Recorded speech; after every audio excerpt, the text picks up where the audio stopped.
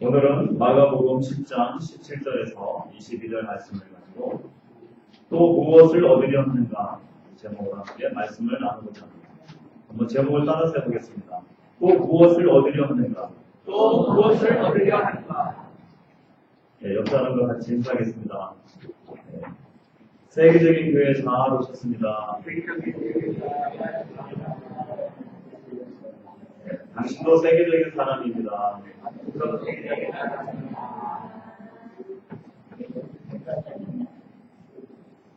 네, 여기 지금 우리 교회학교 아이들 중에서 일본인 아이들이 오늘 6명 참여했습니다. 혹시 통역이 가능하신 분 있으면 우리 앞에 있는 아이들한테 간단하게 다 설명할 수는 없지만 중요한 것들을 좀 얘기해 주시면 감사하겠습니다.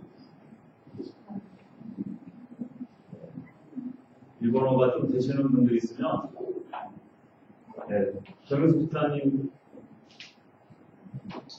네, 이쪽 우리 아이들 통역 좀 해주시면 감사하겠습니다.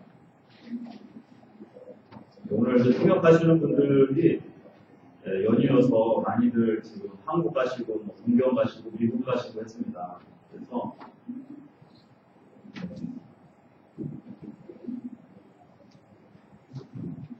성도 여러분 한 주간 어떻게 지내셨습니까? 이번 주부터 일본은 연휴입니다. 금요일부터 해서 거의 한 주, 이번 주도 화수, 목이 또 빨간 날입니다. 그래서 월요일날 대체로 쉬고 이렇게 하면 거의 일주일 이상을 쉴 수 있는 그런 아주 좋은 기간입니다. 그러다 보니까 많은 분들이 가족이 있는 곳으로 많이들 이렇게 가는 상황입니다. 주보에도 보시면 이제 출타하신 분들이 기록이 안 된 분들도 지금 몇 분이 더 계세요. 많이들 출타를 하셨는데 네, 아시면 될 것 같습니다. 이번 주에는 서남지방의 정비동에 다녀왔습니다.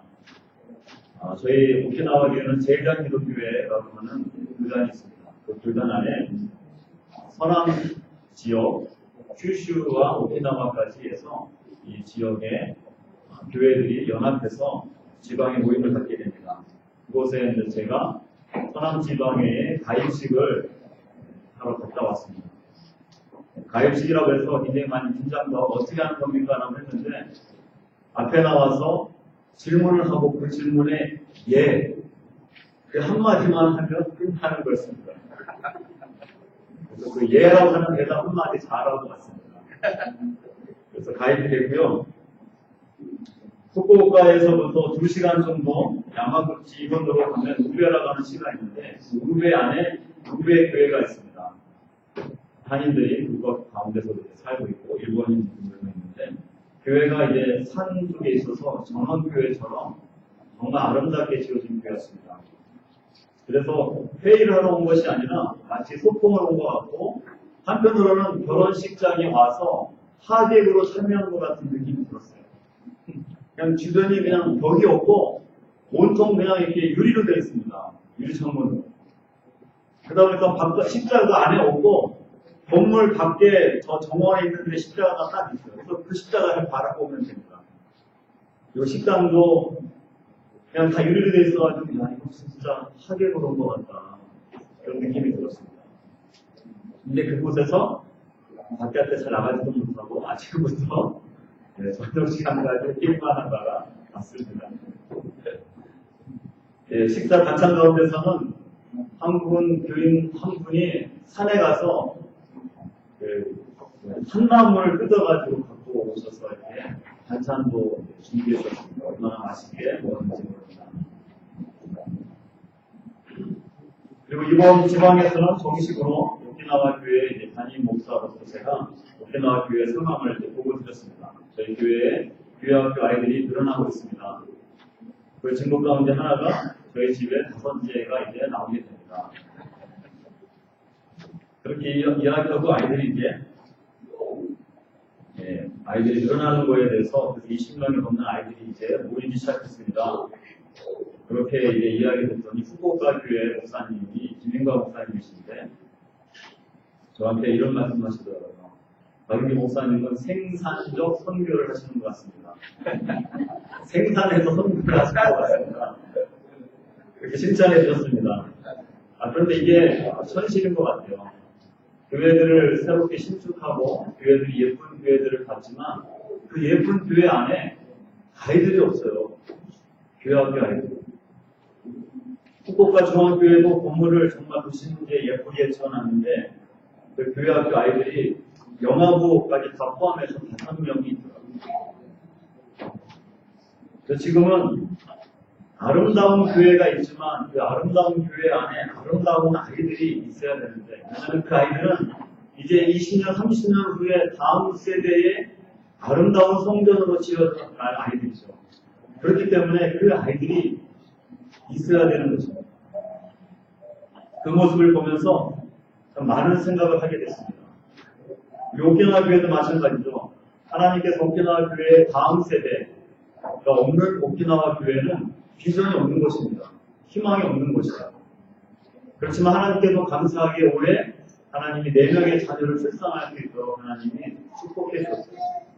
저희 아이를 통해서 5번째 아이를 통해서 이제 여기 간주하시는 우리 여기 자매님 이제 조금 있으면 이제 9월 달에 또 태어나거든요. 계속 이제 태어나는 역사가 나오게 될 것입니다.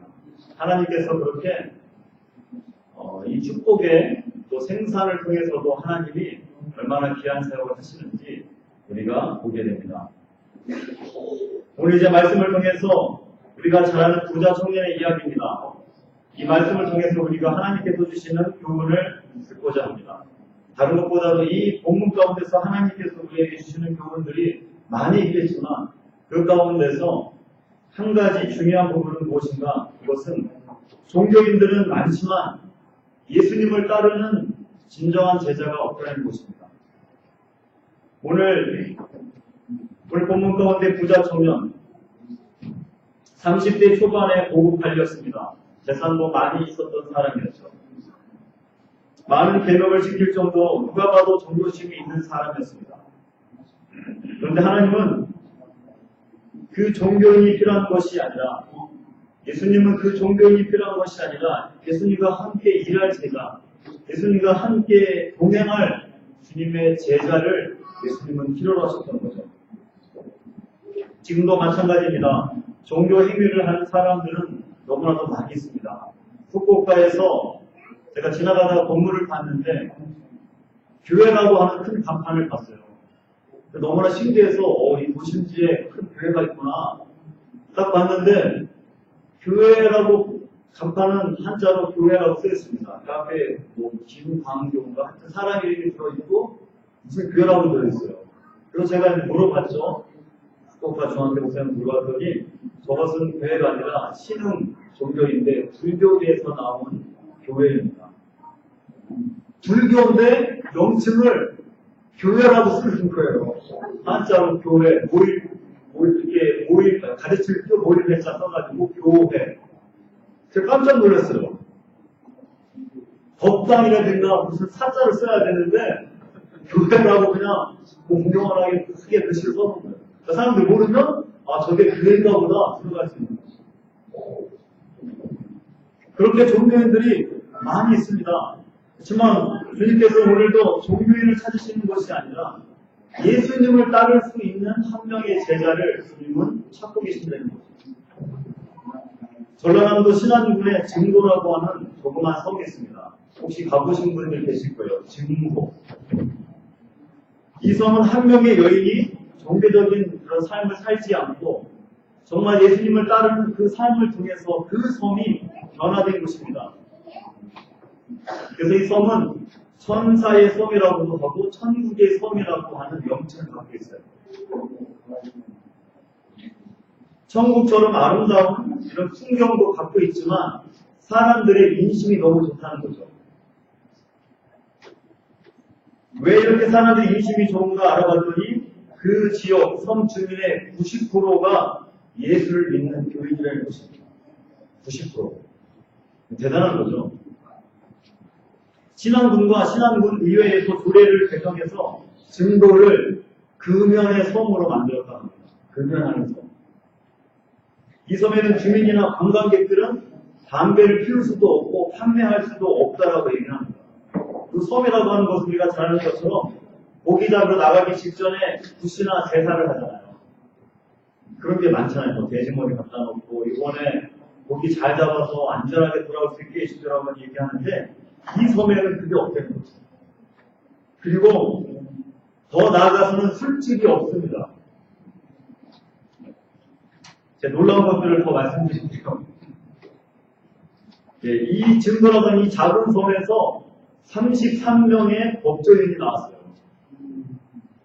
보통 시골 동네에서 누가 사법고시 패스했다고 그러면 동구 밖에서 무슨 현수 막 달아놓고 네 집 아들 뭐 고시 사법고시 패스했습니다 하면 마을에 경사들 잔치고 막 그냥 우리 뭐 마을에 사람들 다 좋아합니다. 근데 33명이나 나오게 거예요.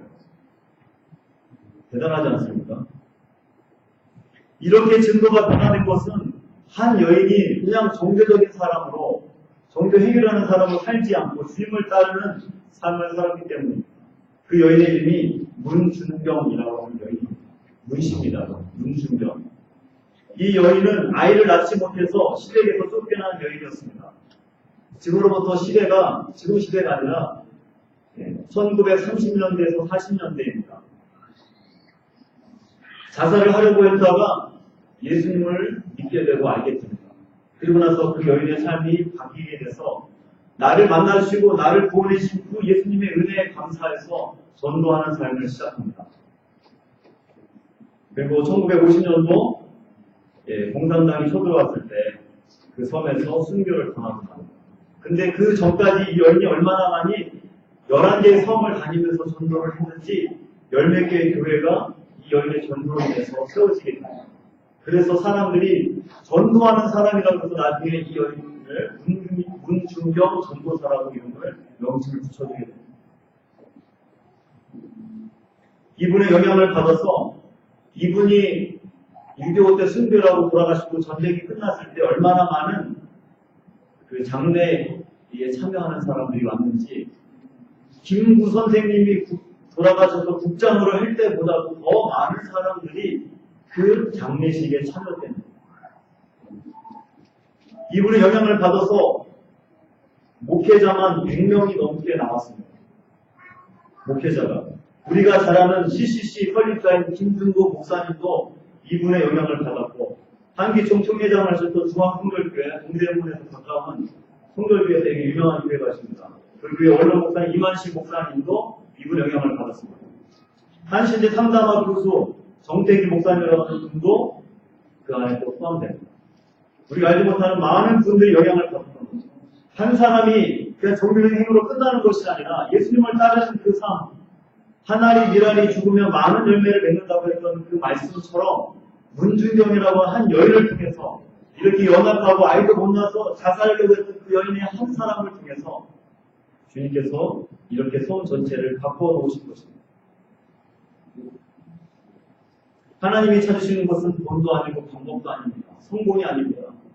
하나님이 찾으시는 것은 주님을 따를 수 있는 한 사람을 찾으시는 겁니다.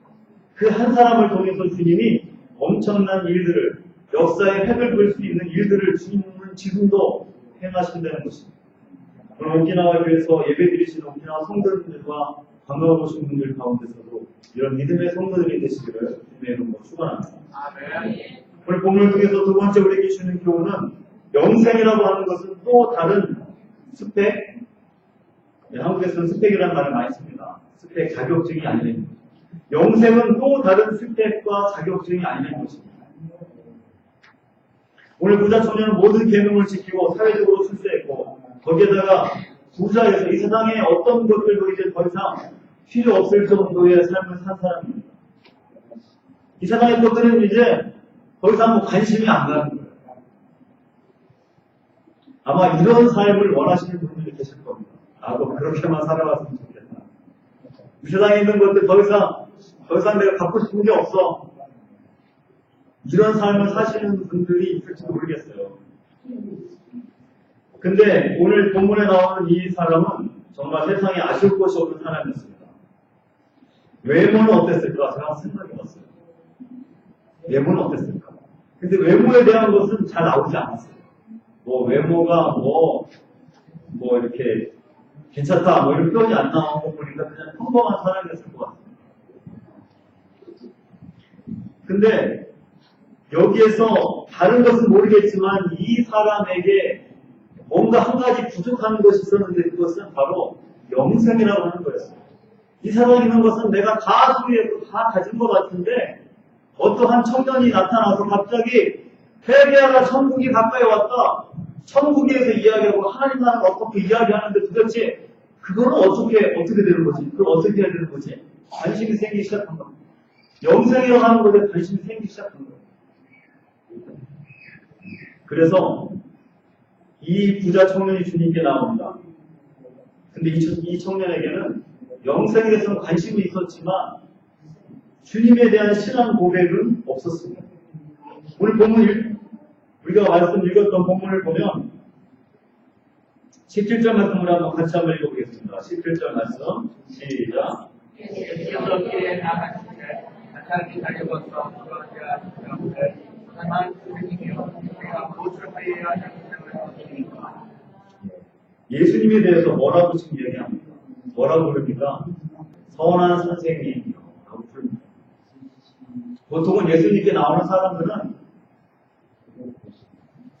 주님, 다윗의 자손, 심지어 다윗의 자손까지는 나와야 돼요. 왜냐하면 다윗의 자손을 통해서 계시가 없기 때문에 다윗의 자손이 아니면 주님이시여 하나님의 아들이시여 이렇게 표현되는 이 사람은 선한 선생님이여 라고 하면서 예수님께 나옵니다. 근데도 보면 그 안에 얼마나 열정이 있었던지 사람들이 그렇게 많은 곳에서 무릎을 꿇고 예수님께 선한 선생님이라고 얘기합니다. 열정이 있었어요. 예수님이 지나가는 그 길목에 있다가 예수님 앞에 딱 나갈 수 있는 그런 열정이 있었어요. 그렇지만 예수님을 향해서 주님이라고 막 한마디 해서 얼마나 좋았을까요? 그런데 선한 선생님이라고 하니까 힘이 쫙 빠져버리고 제가 서울에 있을 때 동순교에서 이제 사역을 할 때 동순교에 이제 카페가 있습니다. 그러면 이제 우리 교육자들이 이제 의복들이 양복을 잘 안 입고 이렇게 사복을 많이 입었어요. 그러다 보니까 제가 이제 사복 입고 뭐 거의 아침부터 그냥 사택도 가깝고 교회에서 너무 많이 오래 있다 보니까 저게 목사인지 저게 그냥 무슨 청년인지 모르니까 사람들이 다니다가 이제 저를 보고 아저씨 젊은 청년인데 저한테 아저씨 화장실이 어디예요? 뭐 이런 거 묻거나 아니면 좀 꼬마 아이들은 뭐 이렇게 어떤 때는 제가 이제 사찰 집사님인 줄 알고 그렇게 얘기하는 사람도 있어요.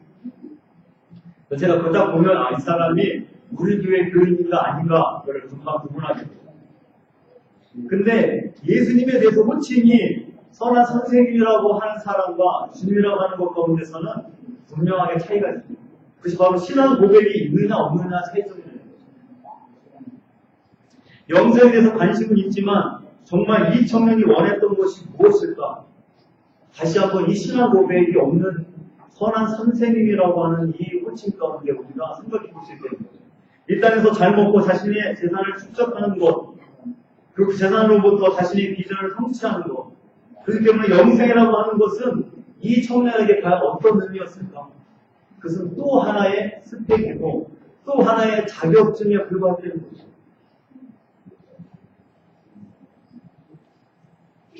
이 부자 청년에게는 이 스펙이 내가 갖고 있어야 되는데 다른 사람들이 다 명품 가방을 갖고 있을 때 그래도 나도 그거 하나 더 갖고 있어야 되는데 내가 부자로서 없었다고 하는 것이 마음의 근심이 되는 사람입니다. 영생은 얻어도 되고 얻지 않아도 되는 것이 아닙니다. 다른 어떤 것으로도 대체될 수가 없는 것입니다. 영생은 우리의 인생 전체를 다 벌어도 아깝지 않은 것입니다. 예수님은 비유로 천국의 영원한 생명을 이렇게 설명하십니다. 한 사람이 밭에 보화가 감추어진 것을 보고 그 감추어진 그 보화가 들어있는 그 밭을 사기 위해서 자기의 모든 재산을 다 팔아서 샀다라고 얘기합니다. 그런데 그 보화에 비하면 자신이 다 팔았던 그 재산은 아무것도 아닌 거예요. 쉽게 얘기해서 헐값으로 그 밭을 산 것입니다. 이것이 바로 영생에 대한 말씀입니다. 하나님 나라가 바로 그것입니다. 우리의 인생을 전부를 다 벌어도 전부를 다 팔아도 아깝지 않은 것, 그게 바로 영생이라는 것입니다. 여기서 이 땅의 모든 것을 다 계산해도 그거보다 더 값진 것입니다. 그만큼 귀한 것이. 이것을 여러분들 믿으십니까? 현재 우리는 영원으로 가는 도중에 있는 것입니다. 우리의 목적지는 영생을 누리는 천국인 것입니다. 하나님이 계신 아버지로 계신 그곳이 바로 우리의 최종의 목적지인 것입니다. 사도 바울은 자신이 지금까지 모든 스펙들을 배설물로 여겼다고 얘기합니다. 우리 아이들이 자주 쓰는 표현을 얘기하면 똥입니다. 똥. 우리 아이들 얘기할 때 똥이랑 방구 얘기만 하면 막 웃습니다. 저는 왜 웃는지 모르겠어요. 근데 그냥 뭐 방구 얘기랑 똥 얘기하면 막 웃습니다.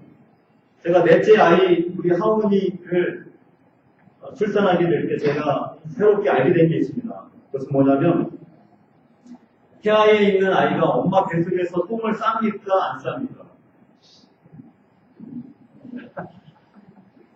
똥을 쌀까요? 안 쌀까요? 저는 갑자기 되게 궁금해진 거예요, 그게. 아니, 10개월 동안 있는데 과연 이 아이가 똥을 싸나? 안 싸나? 근데 제가 넷째를 낳고 나서 알게 된 겁니다. 어떤 간호사가 설명을 해주더라고요. 세상에 양수가 딱 터져서 새로운 세상으로 나올 때 그때 응가를 한다고 합니다. 양수가 터지고 아기가 바깥으로 딱 나올 때. 그래서 그것을 전문적인 용어로 폐변이라고 하더라고요. 폐변. 뱃속에서 자궁으로 나오는 그 기간이 시간이 오래 걸리면 걸릴수록 이 아이가 막 힘을 주면서 막 응가를 하는 거예요. 그래서 양수가 터지고 오래 될수록 그 아이가 그 폐변을 입으로 먹을 수 있다는 거죠. 그래서 폐 쪽으로 들어가면 큰 병이 생길 수 있기 때문에 아이가 태어나자마자 간호사들이 입에 있는 오물들을 막 닦아내고 끄집어냅니다. 갓난아이도 10개월 동안 엄마 뱃속에 있다가 자궁을 통해서 새로운 세계로 나오게 되죠. 그때는 모든 것을 버리고 나와요. 마찬가지로 영혼의 병이 있다면 엄마 뱃속에서 10개월밖에 되지 않는 아주 짧은 기간입니다. 이 땅에 살다가 이제 영원한 세계로 넘어가는 것도 마찬가지입니다. 영원한 세계로 넘어가는 것에 우리가 포기하지 않고 그것을 가지고 나올 필요가 없다는 것입니다. 가지고 나오면 이 폐병과 같이 오히려 자신의 몸에 해가 된다는 거죠. 어리석은 사람은 현재의 것, 그것을 영원한 나라 영생과 비교하지 못하고 그것을 폐병과 같이 그 더러운 것을 끝까지 가지고 있으려고 합니다. 근데 그것이 영원한 하나님 나라에 들어가는 데는 폐병과 같이 몸에 해롭게 된다는 거죠. 오늘 이 말씀을 통해서 영원한 것들의 목숨을 걸고 영원한 것에 다시 한번 그 중요한 것을 중요시 여기십니다. 영원한 것이 또 다른 어느 하나의 스펙이 아니라 그냥 교회 나가는 다른 사람보다 정배행을 하는 그 차원이 아니라 이것이 내 인생의 전부이며 내 인생의 전부를 걸 수 있는 너무나도 중요한 것임을 다시 한번 깨달으시고 고백할 수 있는 저와 여러분들 되시기를 바라겠습니다. 세 번째, 오늘 본문을 주시는 교훈은 얻으려고 하지 말고 이제는 드리라는 것입니다. 우리는 어떤 사람들입니까? 이미 예수님을 믿고 엄청난 이 영생을 얻은 자들입니다. 맞습니까? 그렇죠. 이제 또 예수님께 우리가 무엇을 얻으려고 종교 행위를 하고 있습니까? 아니면 이제 무엇을 들어야 하기 위해서 우리가 종교 행위를 하는 것입니까? 이제는 주님과 복음을 위해서 우리는 무엇인가 들어야 하지 않겠습니까? 예수님께서 지상 사역하실 때 예수님께 무엇인가 얻으려고 많은 사람들이 따라다녔다라고 성경은 기록하고 있습니다. 가난한 사람들이 많이 있었죠. 그래서 예수님을 따르면 먹을 것이 있다고 생각했습니다. 어느 날 저녁까지 설교를 듣는 경우가 있었습니다. 그것은 들판이었습니다. 먹을 것이 없었습니다. 근데 어린아이 한 명이 가지고 왔던 도시락을 찾게 됩니다. 그리고 그 도시락을 드리게 됩니다. 근데 저는 그 본문을 보면서 왜 굳이 어린아이의 도시락이었을까? 그 당시에 5,000명이나 되는 성인들이 있었는데 성인들 가운데서는 도시락이라든가 간식이라든가 아무것도 없었을까? 제가 생각했을 때는 분명히 있었을 거예요. 아무것도 없었을까요? 분명히 있었대요. 근데 왜 못 드렸을까? 왜 어린아이만 그것을 드렸을까? 아마 자신의 것, 이거는 나만 먹기에 충분하고 이건 다른 사람이 주기에는 부족하다라고 아마 어른들은 생각했을 거예요. 아마 충분히 싸워서 몇 사람 더 줄 게 있다면 아마 내놨겠죠. 그렇지만 아마 자기 간식으로만 아마 챙겨온 사람들 뿐이었을 거예요. 그러니까 자기 것밖에 안 되기 때문에 내놓을 수가 없는 거예요. 저는 그렇게 생각합니다. 우리가 있는 삶의 모습을 보면 여전히 우리는 충분히 많이 가지고 있는데도 불구하고 우리는 늘 부족하다는 생각을 합니다. 그래서 정말 주님 앞에 드려야 될 때 시간과 물질과 우리의 마음과 우리 달란트를 드릴 때도 늘 부족하다고 해서 못 드리는 경우가 너무 있는 거죠. 오늘 부자 청년을 보면서 주님께서 내게 한 가지 부족한 것이 있다. 다 팔아서 가난한 사람에게 주라. 그리하면 하늘에서 보화가 내게 있으리라. 그리고 와서 나를 따르라. 근데 이 말을 듣고 재물이 많고 근심하여 갔다라고 오늘 본문에는 이야기하고 있습니다. 오늘 본문에서 놓치지 말아야 될 것이 있습니다. 그것은 주님이 어떻게 하면 영생을 얻을 수 있습니까? 라고 하는 부자 청년의 질문에 네가 영생을 얻으려면 다 팔아서 가난한 자들에게 주어야 영생을 얻을 수 있다 라고 주님이 말씀하시지 않았다는 것입니다. 가난한 자들에게 주면 하늘의 보화가 있을 것이다 라고 주님은 말씀하십니다. 가난한 자들에게 주면 하늘의 보화가 있을 것이다. 근데 주님께서는 거기에서 끝나지 않고 와서 나를 따르라고 말씀하십니다. 그래서 이 본문은 우리가 오해를 하는 경우가 있습니다. 주님을 믿는 것, 주님을 따르는 것은 다 받아서 가난한 사람들에게 다 주고 그리고 거지처럼 아무것도 가지고 있지 않고 탁발 수도사처럼 주님을 따라야 된다고 오해할 수도 있습니다. 그렇지만 그런 부분이 아닙니다. 왜 주님께서 이렇게 말씀하셨을까? 그게 중요한 포인트입니다. 오늘 본문에서 부자 청년은 영생이라고 하는 것을 무엇을 해야 얻을 수 있다라고 생각을 합니다. 무엇을 해야 얻을 수 있다라고 생각해서 이렇게 질문하죠. 내가 무엇을 하여야 영생을 얻을 수 있습니까? 여러분, 영생은 무엇을 해야 얻을 수 있는 것입니까? 어떤 행위를 통해서 영생을 얻을 수 있는 것입니까? 재산을 다 어떤 행위를 통해서 한다 그러면 우리가 예수를 믿을 필요가 없는 것입니다. 근데 성경은 어디에 봐도 행위를 통해서 구원 얻을 수 없다라고 말씀하십니다. 주님은 행위로서 영생을 얻을 수 있다고 생각했던 자만했던 이 부자 청년에게 그가 하지 못하고 있던 행위, 그 행위가 바로 재산을 다 파는 행위였어요. 그래서 재산을 다 팔아. 영생이라는 것은 어떤 행위를 통해서 구원 얻는 것이 아니기 때문에 주님께서 네가 할 수 없는 다른 행위들은 뭐 살인하지 마라, 계명을 간음하지 마라, 도둑질하지 모든 계명을 다 지켰다고 했어요. 그래서 자기가 어떤 행위를 통해서 하면 구원 얻을 수 있고 영생 얻을 수 있다라고 착각한 거죠. 그 착각하는 그 교만하고 자만한 부자 청년에게 이 재산을 다 팔아서 줘라. 그렇게 말씀하셨습니다. 그래서 예수님께서는 21절에 이렇게 얘기하십니다. 내게 아직도 한 가지 부족한 것이 어떤 행위에 바르게 하거나 선한 행위를 통해서 얻은 것이 아니다. 라고 이야기합니다. 이 부자 청년은 그래서 예수님께 나올 때에도 보통 사람들은 선생님 하고 나오거든요. 예수님을 안 믿거나 신앙 고백이 없는 사람들은 낫디어라고 얘기하는데 이 부자 청년만 선한 선생님 하고 고백을 합니다. 선한 선생님. 무엇입니까?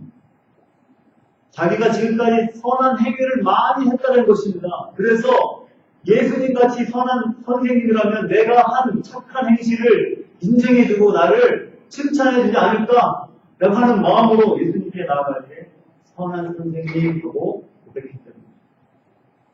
그래서 예수님이 그렇게 말씀하십니다. 18절 말씀, 예수께서 이르실 때 내가 어찌하여 나를 선하다 했거느냐. 하나님 한 분 외에는 선한 이가 없다 라고 말씀하셨던 것입니다. 29절 말씀에 보면 이렇게 되어 있습니다. 오늘 본문 말씀이 아니지만 이 사건을 사건 이후에 예수님이 제자들에게 말씀하시면서 이 부자 청년에 대해서 설명하십니다. 나와 복음을 위하여 버린 자는 현세에 있어서 100배나 갚고 영생을 받지 못할 자가 없다. 주님과 복음을 위해서 버린 것, 그것이야말로 경제적으로 주님과 복음에서 손해본 모든 것들 내가 이 현세에 있어서 100배나 받게 하시겠다고 약속하십니다. 그러면서 내세의 영생을 받지 못할 자가 없을 것입니다. 몇 년 전에 제가 한국에서 본 책들 가운데 이제 시리즈로 책이 나왔는데요. 레디컬이라고 하는 책이 있습니다. 약간 주황색으로 나온 책인데요. 그 주제가 복음을 통한 철저한 브리핑이라고 하는 제목이 있습니다. 복음을 통한 철저한 브리핑. 그 책이 강조하고 있는 게 뭐냐면 너무 종교인만 많다는 것입니다. 정말 예수님을 따르려고 하는 그 제자가 없고 주일날 종교 행위만 하려고 하는 사람들, 그 사람들이 많음을 그 책 가운데 지적을 많이 합니다. 굉장히 레디컬하게 정말 말을 하고 있어요. 근데 그 책 158쪽에 보면 이런 글이 나와 있습니다. 제가 한번 그 부분을 읽어드리겠습니다.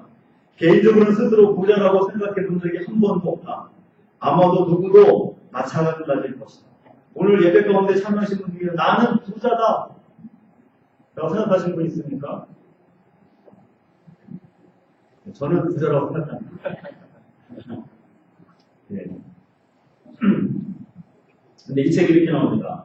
하지만 현실 똑바로 봐라. 수도꼭지만 틀면 맑은 물이 팔팔팔 나오고 더위와 추위, 이슬을 막아줄 집이 있고 입을 옷이 있으며 먹을 음식과 타고 다닐 교통수단, 여기서는 이제 자동차도 포함되지만 대중교통까지 포함됩니다. 이것이 있다면 전 세계를 통틀어 상위 15% 안에 드는 부유층이다. 아이폰과 노트북을 가지고 있다면 상위 10% 안에 드는 부유층이라는 것입니다. 갤럭시 핸드폰만 가지고 있어도 상위 10% 안에 드는 부유층이라는 것입니다. 전 세계 65억 인구 가운데. 아마 이곳에 계신 분들은 제가 단언컨대 10% 안에 드는 상위층의 부자라고 저는 믿을 합니다. 이제는 우리가 주님께 드리는 사람이 되네. 아직도 내가 부족해서 예수를 믿고 예배 드리는 것도 기도에 참여하는 것도 내가 무엇인가 주님으로부터 또 얻으려고 한다고 생각한다면 이제는 주님 앞에 제가 무엇을 드려야 될까요? 그 드리지 않는 것은 어린아이가 뱃속에 있는 태병과 같은 것입니다. 남은 것 드리지 마시고 주님께서 필요할 때 필요한 것을 드리시는 저와 여러분들 되시길 바라겠습니다. 아멘. 시간 남을 때 드리는 수준에서 주님이 필요하다고 하실 때 그 시간을 드리는 그런 믿음의 성도들이 되시기를 주님의 이름으로 축원합니다. 아멘. 기도하겠습니다. 하나님 감사합니다. 이 시대에는 부자 청년과 같이 종교적인 행위를 하는 사람들이 너무나 많이 있습니다. 주님은 이러한 시대에 주님을 따르는 한 사람을 찾으시고 또 영생은 또 다른 스펙이 아니고 전 존재를 걸만하다고 하는 이 사실을 아는 한 명의 사람을 주님께서 또 이 시에도 찾으시는 것을 믿습니다. 거짓 근성으로 주님 앞에 무엇인가 얻으려고 예배 행위를 하며 기도를 하는 수준에서 이제는 내가 가지고 있는 것을 주님을 위해서 무엇을 드려야 할까요? 고민하며 주님을 따르는 정말 이 시대의 주님의 마음을 시원케 해드리는 제자들이 되도록 도와주시옵소서. 예수님의 이름으로 기도합니다. 아멘.